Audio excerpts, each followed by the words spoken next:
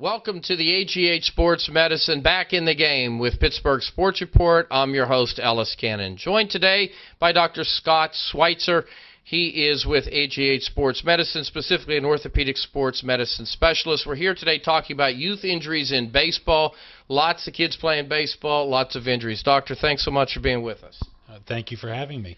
Doctor, we often talk in terms of preventative measures, and those get overlooked, I think, by kids that are excited about playing and parents excited about watching them play.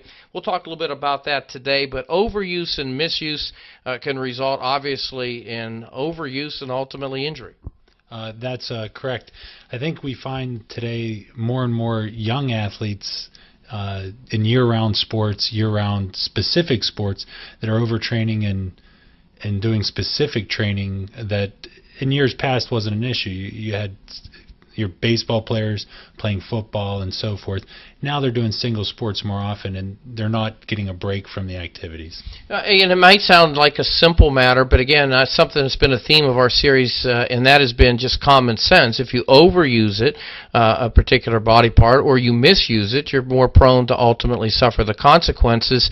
It was a headline of a year or so ago where we saw a lot about younger players, young teens, kids not even teens with arm injuries, shoulder injuries, and so forth. I was alarmed. I did some research and found that it's all true. Mm-hmm. Absolutely, and I think one of the trends with that is, especially in baseball players, is in pitching, the players are throwing different types of pitches earlier and earlier.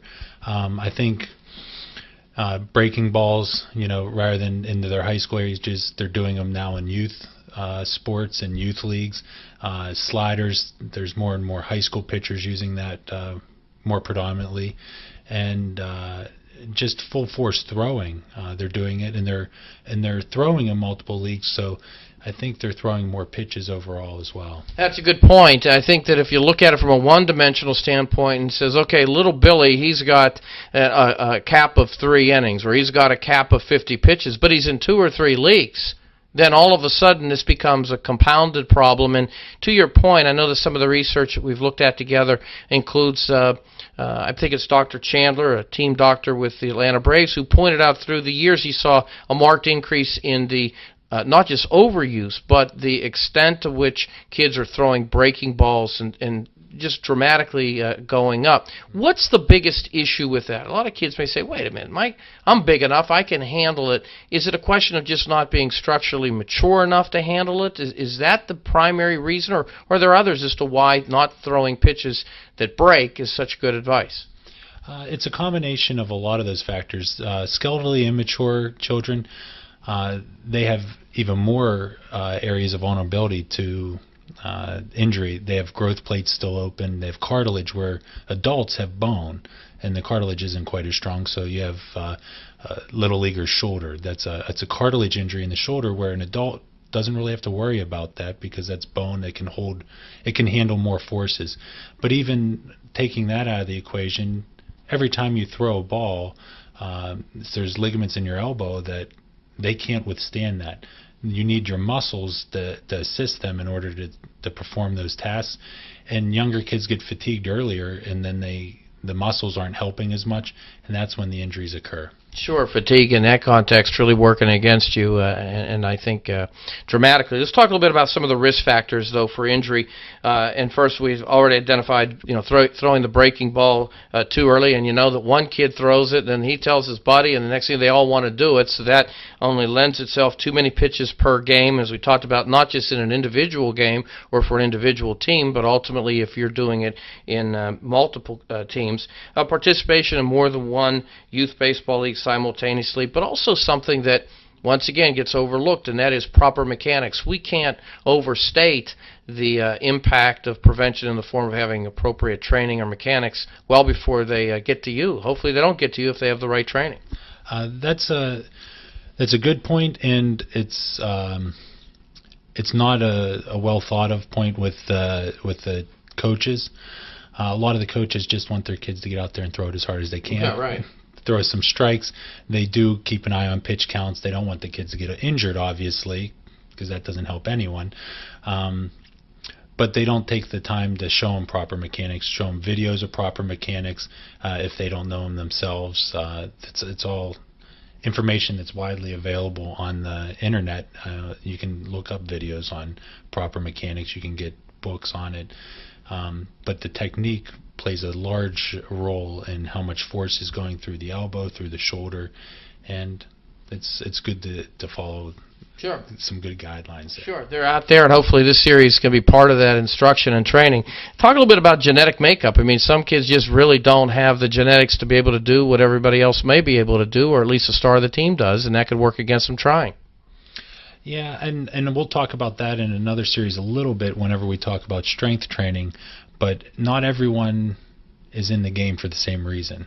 There's some kids that should be out there just having fun. And I think if you take the kid that's not projecting, I know everyone projects their child to be the Mickey Mantle. Mickey Mantle or Willie Mays or Roger Kingdom or whoever, right. But they're not all going to be that, and they need to work on staying within where they're at. Maybe they'll develop into that, but strength training and so forth, that's very appropriate to sticking within your league. One of the most noted names in sports medicine nationally, Dr. James Andrews, has various recommendations. Let's talk about a couple of those. The one that jumps off, and again, so important for kids and particularly their parents to hear, don't throw a breaking ball until, you're about 14 and a half years old. And I know when you're getting closer, you're getting more tempted, but it's not a bad way to go about it, and that is to use these guidelines as a good roadmap, ultimately, to make sure you prevent the injuries. Yeah, and I think that's a good recommendations that he's making, and really today's professional pitchers, didn't throw their breaking balls until they're after 14, which is what his recommendation is. Nowadays they're throwing them at 11, and sliders, again, he recommends after 18. Those kids are actually getting drafted. I mean, that's the level when they should be throwing those pitches, not when they're 14.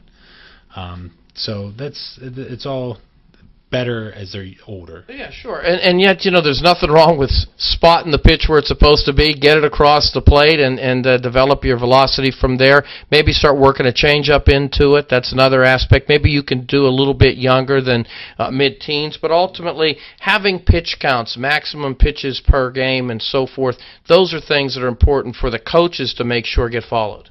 Absolutely. And your youth sports, it should be under 10, they should be throwing less than 50 pitches, under 14, 75 in a game, and 90 to 100 pitches max at 18.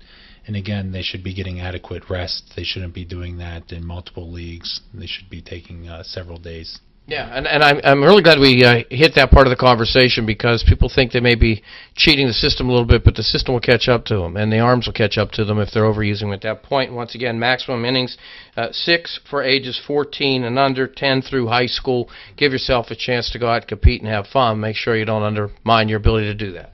Absolutely, and to that point, it's going to be the parents' responsibility somewhat to keep an eye on how much, especially the younger athletes, are pitching, as they may have multiple leagues. Very good. Doctor, appreciate the time. Thanks for the insight and analysis.